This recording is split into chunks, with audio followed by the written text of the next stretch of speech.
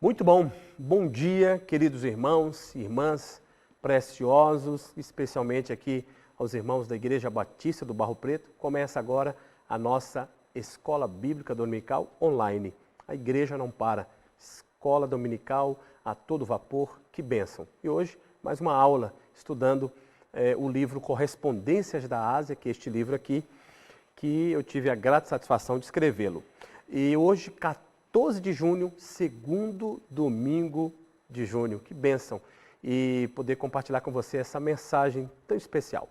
Portanto, nós vamos agora falar do capítulo 6 do livro Correspondências da Ásia. Algumas pessoas ligando e perguntando como adquirir o livro, você pode adquirir na Secretaria da Igreja Batista do Barro Preto, ligando aqui para a Secretaria da Igreja. Então, nós vamos estudar hoje o 6º capítulo, que o tema do capítulo é muito curioso, assustador até, mas durante a mensagem, durante a escola dominical, você vai perceber qual é a razão do tema deste capítulo do livro, que é baseado em Apocalipse 2, do versículo 12 até o versículo 17. Então, o tema do capítulo 6 do livro Correspondência da Ásia, que nós estamos estudando, o capítulo 6, o tema é: seria possível viver no acampamento de Satanás? É uma pergunta, que coisa preciosa. E agora a gente vai falar sobre isso nesse tempo tão bom, nesse domingo especial de Escola Bíblica Dominical.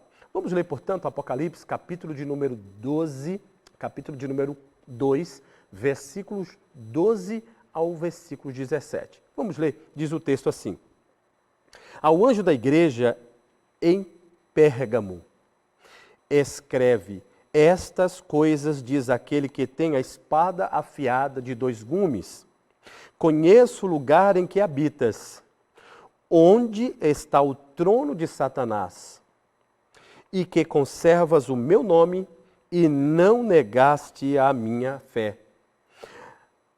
E ele continua: ainda nos dias de Antipas, a minha fiel testemunha, meu fiel, e o qual foi morto entre vós, onde Satanás habita. Verso de número 14. Tenho, todavia, contra ti algumas coisas, pois que tens aí os que sustentam a doutrina de Balaão,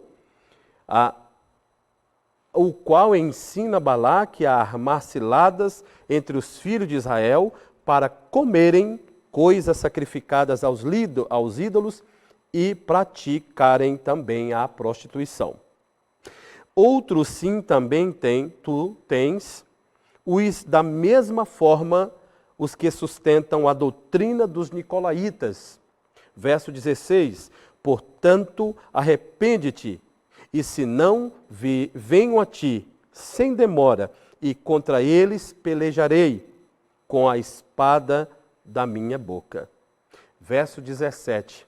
Quem tem ouvidos, ouça o que o Espírito diz às igrejas.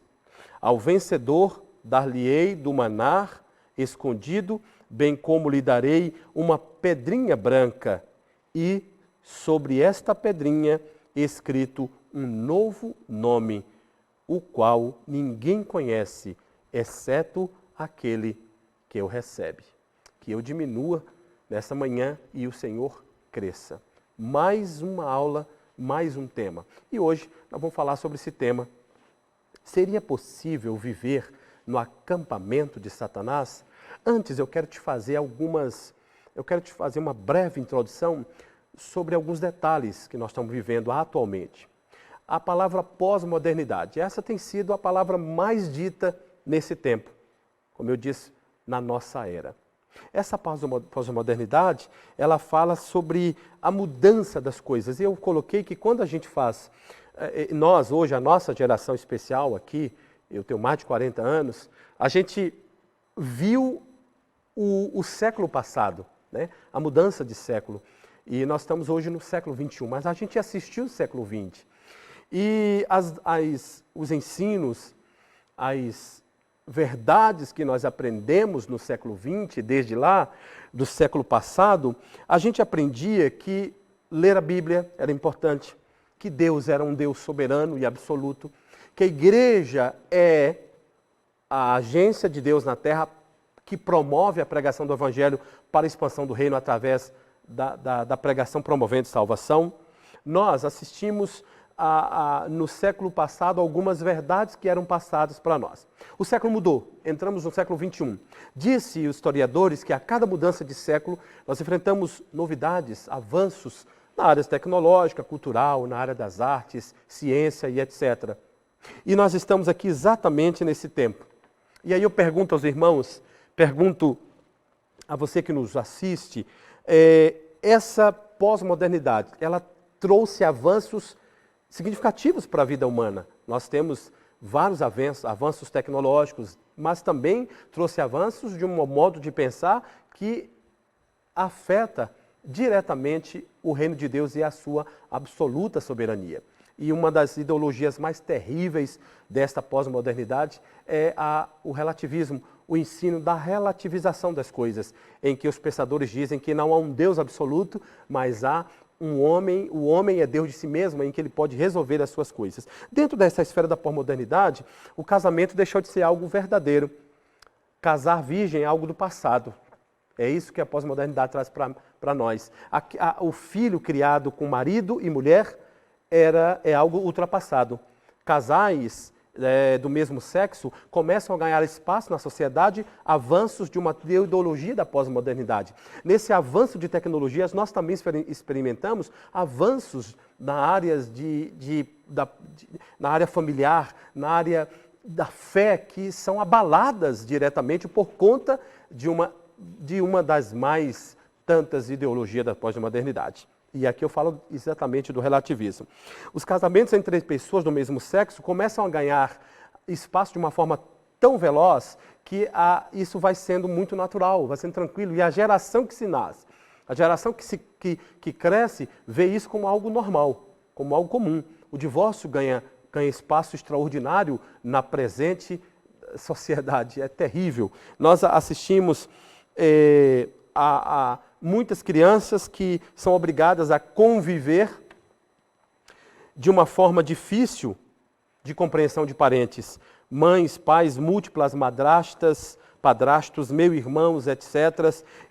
E aí, quando a gente observa essas coisas e a gente assiste o abuso de crianças, e é terrível, e é algo extraordinariamente terrível, porque o abuso de criança, aquilo que era doloroso, que era marcado na vida de uma criança, que perdura até a sua vida adulta, a gente assiste que isso hoje, os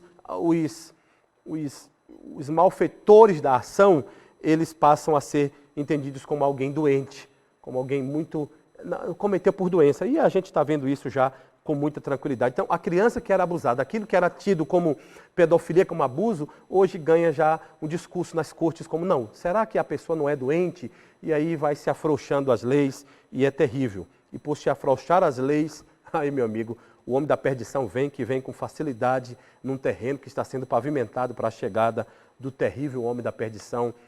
E eu não me falo de política partidária, não, eu falo de espiritual, viu? A gente vive uma época tão difícil que tudo que a gente fala na igreja, alguém já leva para o discurso da política humana, do lado B ou do lado C, que é uma vergonha. As pessoas não estão pensando Bíblia, pensando teologia bíblica na perspectiva espiritual, mas já na perspectiva partidária. Isso é ruim. Aliás, é um fruto também dessa pós-modernidade. A família tradicional ela está sendo horrivelmente contrariada e será forçada a deixar o padrão natural para ser formada por parentes, não parentes, ex-parentes, meio parentes e por aí vai. A escola ela é o campo de atuação, é o campo de guerra, de batalha, onde os infiéis e os imorais acham espaço para disseminar os seus ensinos, onde família não é mais valor absoluto, onde ninguém mais é absoluto no valor, mas há uma relativização. Eu posso decidir por mim mesmo, né? A igreja ela será mais ainda vista sem crédito para a pregação no tempo da terrível pós-modernidade, a igreja é atacada. A igreja, a palavra de Deus, a pregação da palavra de Deus sofrerá ataques das trevas e até mesmo dentro das próprias denominações. Lamentavelmente, líderes influentes, gente autoritária ditarão regras e os bons profetas de Deus serão ligeiramente atacados. Essa pós-modernidade trouxe avanços de maneira danosa para a teologia bíblica. Aquilo que a gente dizia que era sagrado, aquilo que a gente dizia que era correto, que era bíblico, hoje tomou um espaço terrivelmente na lei, na ideologia da relativização. É terrível quando as autoridades são questionadas, quando a liderança pastoral é ridicularizada, quando o ministério pastoral, que era formado por homens, ganhar espaço por uma série de outras reflexões, apoiados inclusive por dentro das próprias denominações. O texto bíblico será deixado de lado. Os púlpitos da igreja serão enfraquecidos e os homens pregarão aquilo que agrada a população, que agrada os ouvintes. Uma mensagem psicológica, uma mensagem filosófica, onde a humanidade senta para ouvir uma palavra que lhe agrade. E se não agradar, sai da igreja, muda para outra igreja. Esse é o tempo da pós-modernidade. De frieza, de afastamento, de distanciamento, o crescimento da religião feminista. Sim, religião feminista. A mulher, ela tem o seu espaço na igreja. A mulher tem a sua grande oportunidade de servir a Deus na igreja. Lá em Lucas 8, Jesus serviu com o apoio daquelas grandes mulheres, que eram mulheres de Deus, que estavam servindo ao Senhor dos Exércitos. Hoje, infelizmente, nós assistimos à religião do feminismo. O que é feminismo? Eu até coloquei exagero no livro mesmo, com letras bem exageradas, mesmo dizendo que a religião feminista ganha tanto espaço nos dias de hoje, meus irmãos, que de repente vão mudar Deus. Vão dizer que Deus não é mais um senhor, mais uma senhora, mais... pastor, isso é machismo. Machismo? Mais uma vez, eu não estou preocupado com like ou dislike. Eu tenho um compromisso com a verdadeira palavra de Deus. Então, a religião feminista ganha espaço, criando grandes discórdias dentro da igreja, discussão, como se a igreja fosse o campo de batalha para esse discurso que a mulher tem ou não tem ter direito por essa ou essa posição. É preciso a gente olhar as coisas com um olhar bíblico. Eu não estou dizendo que a mulher não deve falar na igreja, não deve ser ouvida e ter o seu papel, mas eu estou dizendo que o feminismo é terrível, ele não valoriza a mulher. Ele, inclusive, coloca a mulher no patamar de uma guerra desnecessária entre macho e fêmea. E isso não foi criado por Deus, não é assim que tem que ser. E aí nós encontramos a sociologia fazendo um projeto, uma projeção futurística. E é claro que esse não é uma foto bonita da realidade, mas os futuristas podem ter razão. Eu creio que nós já entramos na era pós-cristã. Se a gente teve a era antes cristã, a era cristã do avivamento, do poder de Deus, nós estamos entrando piamente, eu acredito, na era pós-cristã, onde cada pessoa rejeita os ensinamentos de Deus, onde Deus é rechaçado, onde Deus é amordaçado na escola, nas universidades, nas igrejas, sim, infelizmente nas igrejas, onde a palavra de Deus tem que ser pregada como verdade, ela passa a ser pregada como algo para agradar o coração dos ouvintes. E essa não é a palavra de Deus, essa não é a promessa de Deus. Eu digo mais uma vez, aqui nesta igreja, nós louvamos a Deus porque a palavra de Deus é pregada genuinamente, sem rodeios. E essa palavra que está fazendo a alimentação da igreja, mantendo o povo de Deus firme para ouvir a palavra e a pregação de Deus. Portanto, meus irmãos, um tempo frio, devastador, de um mundo pós-moderno, de uma era pós-cristã, está chegando, está se aproximando. E aí, a igreja está exatamente aqui, nesse tempo, nesse cenário de pós-modernidade, que eu me ouso a dizer de uma era pós-cristã, onde Cristo é rechaçado, onde Cristo é abandonado, onde muitas igrejas estão perdendo o verdadeiro valor de louvar, de adorar ao Senhor. Nesse cenário de destruição, aqui está a igreja. A igreja não desapareceu, não desaparecerá. No cenário de pandemia, onde todo mundo vive assustado, aqui está a igreja do Senhor, exatamente aqui, no meio da história está a igreja do Senhor.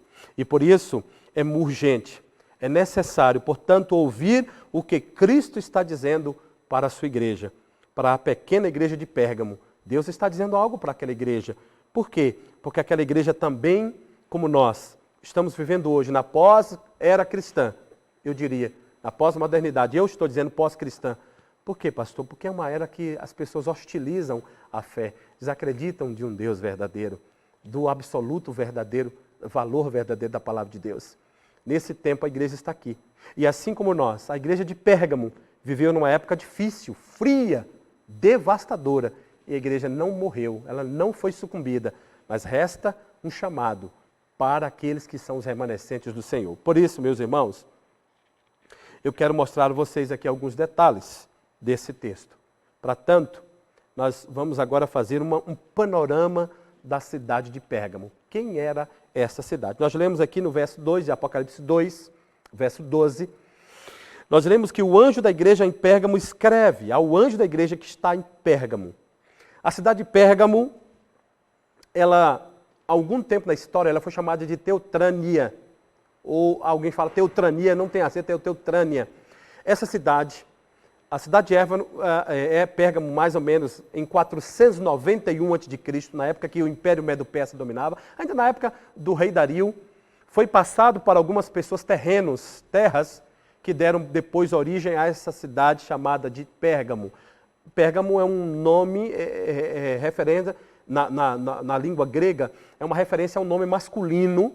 Então, a cidade chamada há tempos, lá em 491 a.C., de Teutrania, ela passou depois a ser chamada de Pérgamo. O nome de um homem, uma homenagem a um homem, chamada Pérgamo. Essa cidade ela vai crescendo, desenvolvendo e ganha um pouco mais de destaque. No entanto, apesar dela ter sido chamada de conhecida a Cidade Formosa, a cidade mais formosa e mais famosa da época da região da Ásia, essa cidade ganhou mais destaque a partir de 333 depois de Cristo, aliás, antes de Cristo, 333 a.C., o calendário era contado de trás para frente, então nós temos 491, ela foi praticamente fundada com o nome de Teutrania, depois ela passou a ser chamada de Pérgamo, e em 333, quando Alexandre o Grande, que derrota os Medo-Persas, e o domínio de Alexandre durou pouco, o jovem imperador morreu em campo de batalha, e após a sua morte, em 333 a.C., essa cidade ganha destaque, muito destaque, porque ela passou a ser dominada e ela passou a ser conhecida durante 400 anos. Ela passou a ser a capital da Ásia no governo de Roma. Então, o seu rei, chamado de Átalo III, um grande rei na cidade de Pérgamo, dominando o governo de Pérgamo, quando morreu, deixou escrito um testamento passando todos os bens, toda a cidade de Pérgamo para o governo romano. Nessa época, quando a cidade de Pérgamo está crescendo muito forte, passou a ser chamada a capital romana da Ásia Menor, né? Ali na Ásia, dentro da Ásia Menor. Nesse período da história, o rei morre, deixou esse testamento. Essa cidade era localizada a 84 quilômetros da cidade de Esmirna, né? Então, quem saía de Esmirna, que nós vimos na semana passada, andava 84 quilômetros e chegava na cidade de Pérgamo. A cidade de Pérgamo ficava mais ou menos na região costeira do mar Egeu, uma região muito, a terra fértil, muito fértil, as terras de Pérgamo, diga de passagem. E criava-se muito boi, muito gado, muito carneiro, muito cabrito, muitas ovelhas eram criadas ali naquele território de Pérgamo. A cidade de Pérgamo agora tem um rei mais recente, atual, aí já beirando a época de Cristo, que é, portanto, o seu rei chamado de Eumenes. O rei Eumenes queria tornar Pérgamo uma cidade muito famosa, mais do que ela já era, e ele desejou trazer para lá uma biblioteca. Preste atenção, que aqui começa a história. O rei Eumenes chama, portanto, um grande famoso bibliotecário, é o chamado de Aristófanes de Bizâncio. Aristófanes de Bizâncio era um grande bibliotecário lá na cidade de Alexandria. Alexandria é uma cidade do Egito que tem, portanto, a maior biblioteca do mundo. Na época tinha a maior biblioteca do mundo antigo. O rei de Pérgamo, chamado Eumenes, contrata esse bibliotecário, tá certo? E ele vem para cá, ele larga a biblioteca de Alexandria.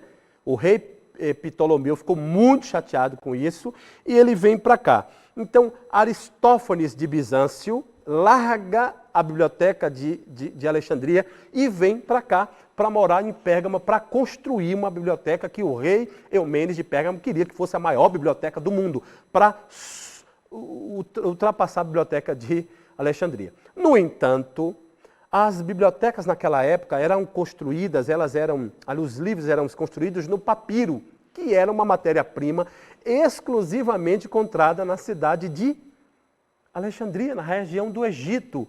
Então, o rei Ptolomeu, para rechaçar o rei Eumênides de Pérgamo, proibiu, embargou que todo o papiro fosse enviado à cidade de Pérgamo. Então, eles não vão construir a biblioteca, porque não tem papel, o papiro para registrar.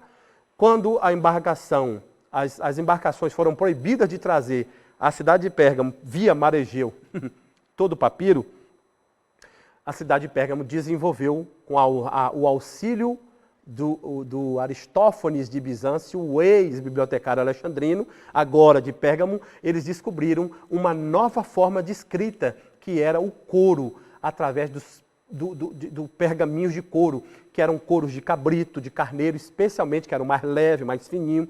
E aí, meu irmão, isto foi uma revolução. Diga-se de passagem que isso foi o maior descobrimento tecnológico do mundo antigo. Faliu, irmãos. Toda a indústria de papiro da época foi falida, porque o mundo passou a descobrir o novo tipo de papel, entre aspas, chamado de pergaminho, que na verdade eram rolos escritos em couro, que só levou o nome de pergaminho, porque eram construídos, foi inventado na cidade de Pérgamo, portanto o nome pergaminho vem da cidade de Pérgamo, que era uma espécie de rolo construído lá na cidade de Pérgamo. Aí a biblioteca foi aberta e passou a ser a segunda maior biblioteca do mundo, perdendo apenas de fato para Alexandria. Ela chegou a ter 200 mil exemplares de pergaminhos na história. Essa cidade famosa, pujante, ela tinha uma localização muito interessante, porque ela é rodeada de montanhas, as montanhas altas, e essas montanhas, meus irmãos queridos, nelas eram construídos vários templos a várias divindades. Lá, exatamente na cidade de Pérgamo, estava o maior templo construído templo ao Deus vivo, chamado o Imperador Vivo, o templo ao César, ao Augusto. Por que foi construído? Porque lá também já tinha o templo de Zeus, que era cultuado demais pelos pérgamos que moravam naquela cidade. O templo de Zeus, viu, por volta de 29, mais ou menos, antes de Cristo, os líderes de Pérgamo construíram o primeiro templo dedicado a César, que foi na região da Ásia, que era em Pérgamo. Então já tinha o templo de Zeus, agora construíram um templo ao imperador romano e tinha também o templo a Asclépio ou Esculápio. E eu vou falar daqui a pouco desse camarada aí, viu? Camarada não, que não é meu camarada não, desse filho de não sei quem lá.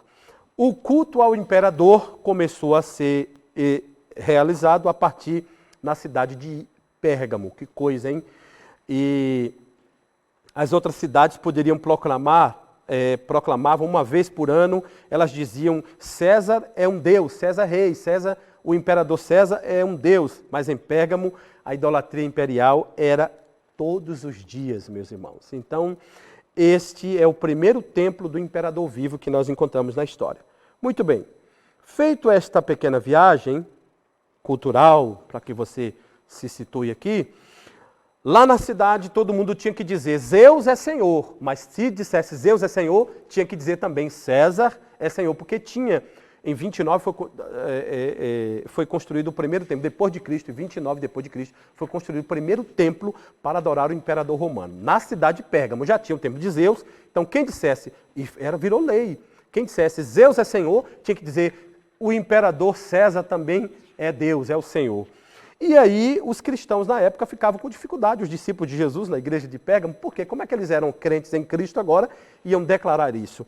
E isso era uma afronta e eles tinham dificuldade, ok, meus irmãos? E lá nessas montanhas nós tínhamos construído vários templos, um templo a Atenas, a deusa Artemis, chamada de Artemis também, ao deus Dionísio e ao deus Asclépio. Esse cidadão Asclépio, ele está aí no livro uma nota de rodapé que eu coloquei bem extensa. Asclépio, ou chamado de Escolápio, Ele, na mitologia grega e na mitologia romana, ele é o deus da medicina e da cura. Segundo a mitologia grega, ele era filho do deus Apolo com uma mortal chamada de Coronis. Essa mulher chamada de Coronis, ela havia tido um relacionamento com o Apolo, na mitologia grega, tem um filho, ele é nascido de um parto cesáreo, ela morre no parto, o menino é levado por um centauro, que é criado por esse centauro, e esse centauro chamado Quiron, ele cria esse menino, ensina ele a arte da pesca e a arte das plantas medicinais. Esse menino cresce, o Asclépio, o Esculápio, e ele passa a fazer vários movimentos. Como sendo um teórico semideus na mitologia grega, o Asclépio passa a usar, tem um templo e é cultuado, e a cobra, né? A cobra é o objeto de cura no templo de Asclépio. Então, o Esculápio, a cobra, acreditava-se que Esculápio, pelas cobras, ela fazia cura aos seres humanos. Então, a mitologia diz que Zeus puniu Asclépio matando ele com um raio. Mas, depois da morte desse Asclépio, ele tinha um tempo com as cobras, muitos seguidores fizeram com que essa ideia não morresse. Então, todo mundo ia ao templo de Asclépio para ser curado de uma doença. Aliás, tinha lá uma imagem grande de uma cobra saindo fumaça da boca.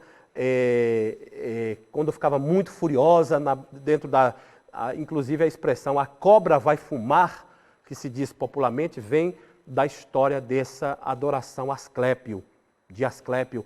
E ele no seu bastão tinha a imagem lá de uma cobra, que dizia "a cobra cura". Por isso que a medicina usa o símbolo, essa marca no símbolo da medicina, que é uma referência ao poder da cura, de curar, de tratar, de cuidar de pessoas, enfim, etc. e tal. Já vindo de Asclépio há muito tempo atrás. Esse templo era cheio de gente, o povo ia lá. Então, em Pérgamo, meus irmãos, tinha um templo de adoração de Asclépio ou Esculápio, que as pessoas iam, se deitavam no chão do templo e as cobras passavam por cima deles. Inclusive, na história, diz que muitos eram picados por cobras e eram mortos. E eles jogavam os corpos assim de maneira com... Até a carnificina apanhava quente por ali.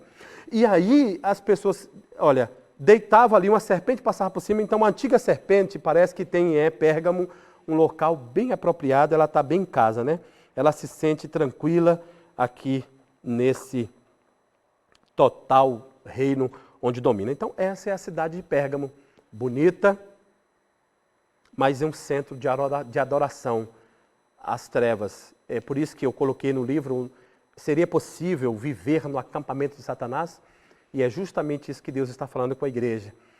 A Pérgamo estava, veja o que ele diz em Apocalipse 2, versos 12 e 13. Repare bem o que diz o texto. Ao monte da igreja em Pérgamo, escreve: estas coisas diz aquele que tem a espada afiada de 2 gumes.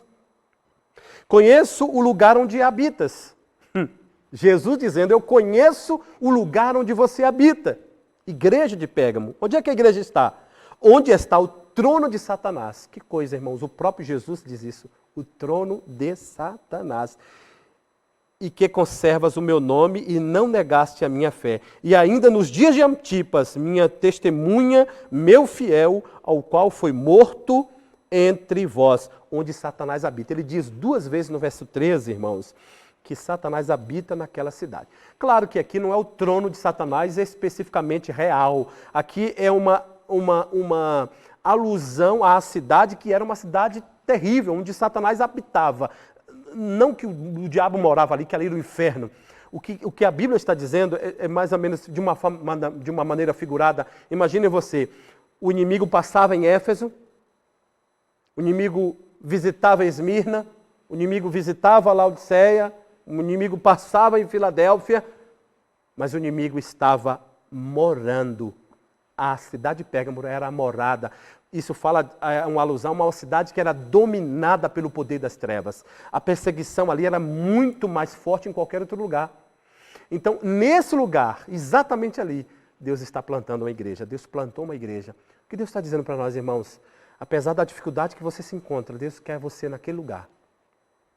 Apesar do mundo estar perdido como está, na era da pós-modernidade, que eu chamo de pós-cristã, Deus está com a sua igreja aqui, plantada exatamente aqui na história. Deus não se acovarda. Deus não corre porque lá é o trono de Satanás. Aonde está a desgraça, diz a palavra de Deus, aí pode superabundar a graça de Deus. Isto é o poder de Deus manifestado poderosamente, soberanamente, acima de todas as coisas. Na era do coronavírus, a igreja não vai ser sucumbida, porque o Senhor tem a sua igreja plantada para a glória do nome dele. Amém? Glória a Deus. Então, a gente continua aqui. E quem é esse personagem que escreve essa carta? Quem é esse que fala? Irmãos, Cristo se manifesta à igreja e ele se identifica, mais uma vez, ele se dirige ao anjo da igreja. Aí eu coloquei uma nota dizendo o pastor é o responsável pela tarefa de ensinar a igreja, de transmitir a ela o que recebe do Senhor. Essa é a função do pastor. O pastor, se Cristo é o que é o remetente da carta, o pastor é o carteiro.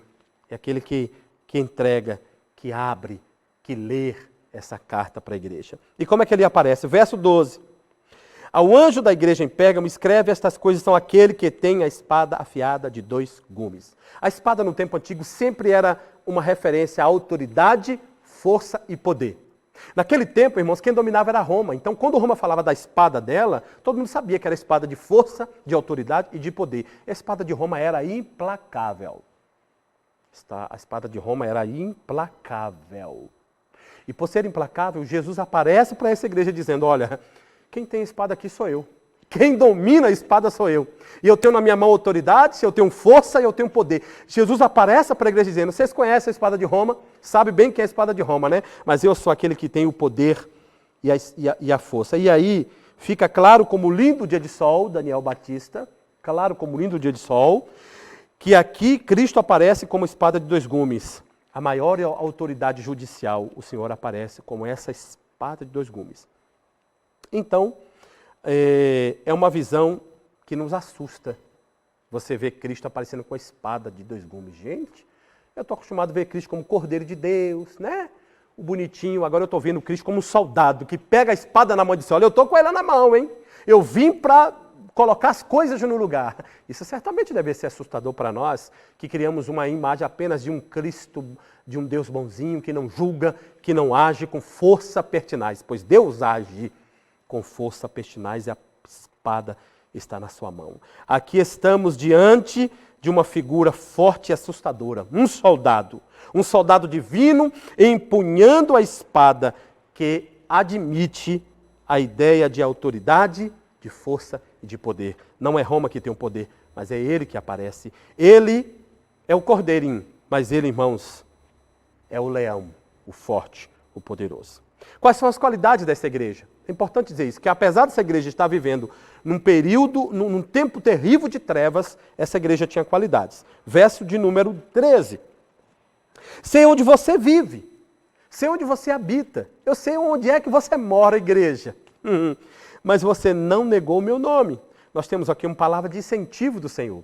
Apesar do culto pagão a Zeus, apesar do culto ao imperador, apesar do culto às cobras, sim, apesar do tempo terrível que aquela igreja estava vivendo numa cidade extremamente terrível, esta igreja pôde ouvir de Deus a declaração: eu entendo o que você está passando. Eu passei pelo mesmo. Por isso, reconheço a tua fé. Jesus sabia disso. Eu sei que eu fui perseguido. Eu sei que eu fui acusado. Eu sei que eu fui morto. Eu sei que eu fui condenado injustamente. Então, igreja, eu sei o que você está passando. Jesus conhece as tuas aflições, as minhas, a de todo mundo. O Salvador sabia como era viver num campamento de Satanás. Ele sabia, irmãos. Que coisa terrível. E aí ele diz: está escrito, nem só de pão viverá o homem. Ele desembainhou a espada da palavra para derrotar Satanás.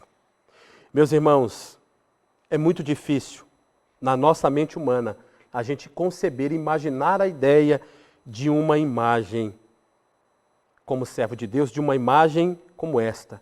Uma imagem que Deus está com a espada em suas mãos. Estava ali o acampamento de Satanás. Alegoricamente, o inimigo podia visitar todas as cidades, mas ele dormia, ele morava, como se fosse, mas alegoricamente, na cidade de Pérgamo. No entanto, meus irmãos, seguindo Jesus diz, as palavras de Cristo são claras àquela igreja. Onde está o trono de Satanás? É lá que ele habita, e você está ali. Pérgamo, como já sabemos, era um centro de adoração, terrível, né? E aí, a palavra diz que eles não adoravam a César.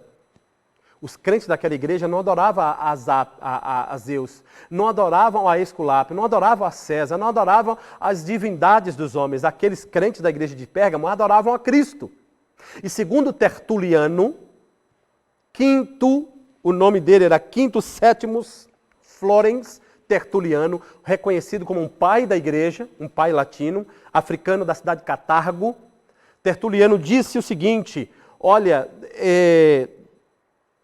eu conheço, ele fala da história de Antipas. Quem era Antipas?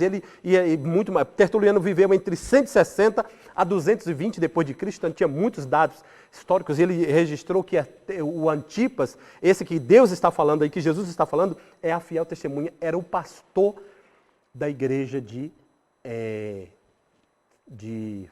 como é o nome do lugar? De Pérgamo.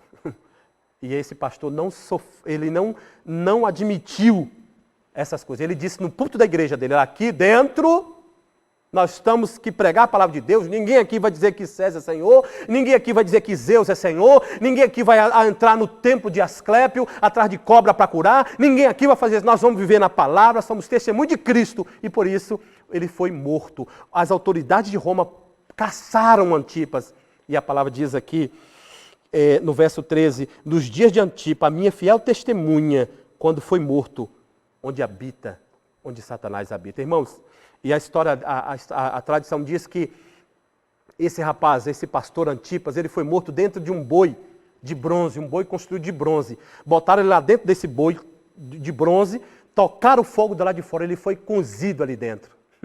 Mas não negou a sua fé. Você está disposto a isso? Pelo que você lutaria a ponto de dar a sua própria vida? Por uma vaga na universidade? Por uma vaga no concurso público? Pela vitória financeira? Por uma compra de uma casa própria? Por que você daria a sua vida? Por seu filho? Por cônjuges? Ou por Cristo e sua palavra? Nós temos aqui, próximo, os erros da igreja de Pérgamo. Apesar de ela ser forte, essa igreja tinha alguns erros. E eu quero falar com você rapidamente sobre eles. Apocalipse capítulo 2, versos 14 e 15, dizem para nós os erros que essa igreja tinha. Se ela era perseverante na morte, os crentes de lá morriam perseguidos. Se se a morte não ameaçava aquela igreja, porque os crentes morriam em favor da palavra, se eles eram perseguidos, mas não deixavam o Senhor, se as armas da sedução deles externas não matavam aqueles crentes, Satanás faz algo terrível. Diz que eles tiveram que enfrentar a sedução interna. É isso que Satanás faz, irmãos. Essa é a terrível estratégia do capeta, do cão de Satanás. Ele não consegue destruir a igreja. Ele então entra no meio da igreja. E aqui tem para nós que o ataque mortal agora não vinha de um boi queimando, matando as pessoas fisicamente. Ele queria matar as pessoas espiritualmente. Naquela igreja de Pérgamo havia um grupinho, coloquei entre aspas aqui, um grupinho que seduzia os discípulos verdadeiros do Senhor. 14, 15 de Apocalipse 2 disse que tenho todavia contra ti essas coisas, que tens aí os que sustentam a doutrina de Balaão. Parece que quando o pastor daquela igreja foi morto, eles deixaram entrar os da doutrina de Balaão e de Nicolaítas. E eu quero resumir aqui para você. Se você ler livro de Números 22 a 25, e você ler Números 31, você vai encontrar a história narrada de Balaão. Balaão foi um cara mau caráter, um mercenário. Ele vendeu a fé. Ele foi chamado para profetizar contra o povo. E ele diz ao rei de Balaque, olha, não pode profetizar para esse povo, porque o povo que Deus abençoa não pode ser amaldiçoado. Beleza. E o rei disse, rapaz, eu te dou dinheiro, eu te dou caça, eu te dou tudo. Até que Balaão, terrivelmente mercenário, disse, olha, rei, veja bem, eu tenho uma saída. Eu não posso amaldiçoá-los, porque eles são abençoados. O Senhor não pode matá-los, porque Deus está com eles. Mas se você tirar a bênção de Deus deles, eles vão ficar fracos. Como é que isso acontece? Coloca as mulheres bonitas, de silhuetas bonitas, leva elas para pecar com o povo. de Israel. Porque quando eles pecaram, Deus se entristece, Deus se afasta deles, aí você entra por cima deles. Foi exatamente o que aconteceu. O povo colocou as moças lá e enganou o povo de Israel, foi uma tragédia. Caiu. Eu fico impressionado que aqui Jesus está falando, olha, está igual os de Balaão. Eu pergunto aos irmãos, como é que tem esses crentes hoje que não gostam do Velho Testamento, gente, do Antigo Testamento? E fica falando, não, porque tem que pregar só o Novo. Minha gente, a Bíblia toda é a palavra de Deus, criatura.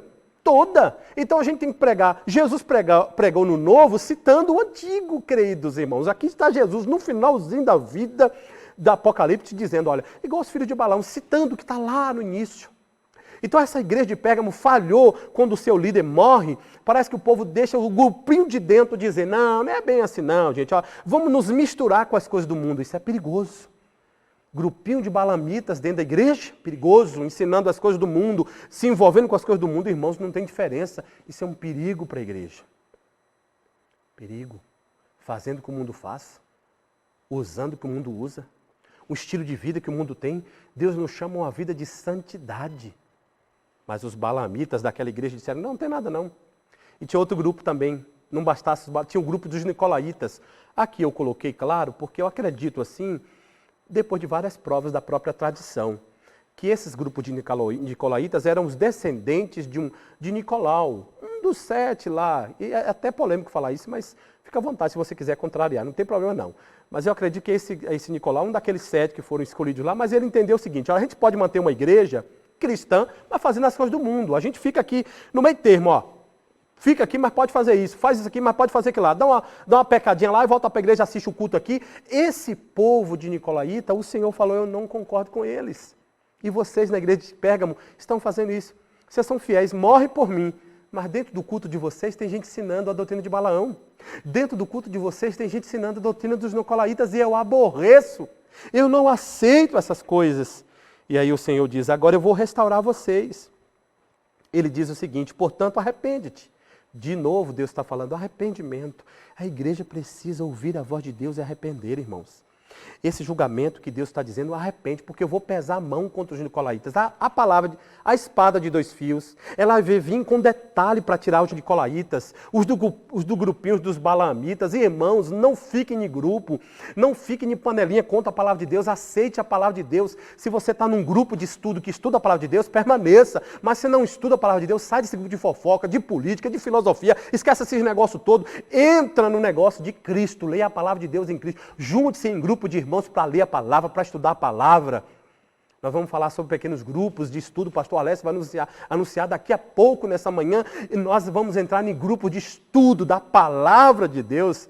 Glória a Deus por isso. E aí o Senhor fala o seguinte, olha a aflição dessa igreja, e para a igreja, no verso 17 ele diz, aquele que tem ouvidos ouça, e escute, igreja, o que Deus está falando com você, meu irmão, minha irmã. Escute o que Deus está falando contigo, sai desse negócio de vida humana, entre na vida espiritual, busca o Senhor, mas Ele tem um compromisso com essa igreja. E eu termino aqui com esses compromissos que o Senhor tem com a igreja. No verso 17 ele diz, ao vencedor darei do maná escondido, 3 compromissos. Segundo, darei uma pedrinha branca. Terceiro, um novo nome. Eu vou resumir. Maná escondido. Aqui fala de um alimento que só a igreja tem, que é a palavra de Deus. Só a igreja tem o maná escondido, irmãos. A palavra de Deus é o maná escondido. Quem não conhece Jesus, ao ler isso aqui, não compreende, não aceita, não se contenta com a palavra de Deus. Essa Bíblia, a palavra de Deus é o maná escondido, é a revelação de Deus apenas para o povo. A verdade está aqui, só você entende, só eu e você entendemos, meu amigo. Jesus está dizendo, eu e você, Jesus está dizendo assim, eu, Jesus, você é ovelha, e ovelha é Jesus, é um maná escondido, revelado somente para nós. Falar de relacionamento, de aproximação, falar de comunhão.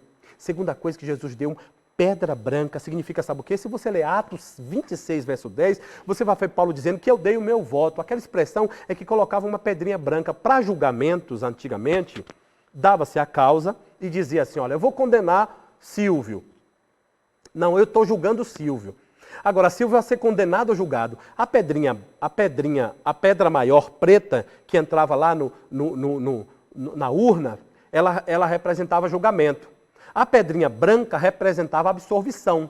Então, quando contava as pedras, dizia, olha, se fosse pedra branca, pedrinha branca pequenininha, se tivesse 7 pedrinha branca e preta tivesse 8 grande, eu era condenado. Mas se contasse, tivesse 8 pedrinha branca e 7 pedrinhas pretas, eu era absorvido. Jesus está dizendo para essa igreja que apesar dela estar ouvindo a doutrina de Balaão, de Nicolaíta, ela vai ser absorvida com a pedrinha branca. E por último, essa igreja vai receber um novo nome. Sabe que nome é esse? Um nome que ninguém conhece, só você e aquele que te dá esse nome. Paulo fala em Colossenses 2:2 que quando nós aceitamos Jesus, nós conhecemos plenamente o mistério de Deus, a saber, Cristo. Meu irmão, o mistério de Deus, que é Cristo, só é revelado a nós por causa da nossa fidelidade. Deus abençoe a sua vida.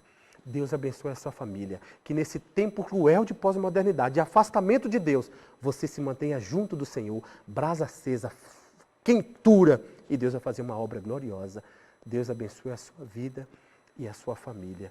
Me permita orar. Pai, nesse tempo difícil de frieza, de tempo tão terrível, nós estamos aqui como igrejas do Senhor e desejamos muito que o Senhor nos ajude. Mesmo num tempo de esfriamento, num tempo terrível, onde parece que o inimigo está dominando a terra, nós queremos dizer ao Senhor que nós te serviremos sempre e aguardamos do Senhor sempre o maná escondido, a pedrinha de absorvição e o nome novo que só o Senhor consegue revelar. Abençoe o teu povo e a tua igreja nesta manhã, em nome de Jesus. Amém. Te convido agora para assistir o culto nesta manhã. Pastor Alessio vai estar trazendo uma palavra de Deus ao nosso coração e eu convido você. Convide irmãos, amigos para ouvir a palavra de Deus. Deus abençoe. Nós voltamos domingo que vem com mais uma aula e nós vamos falar sobre o 7º capítulo, Vitrine de Pecados. Não falte, porque vai ser uma bênção falar dessa igreja. Deus abençoe a sua vida.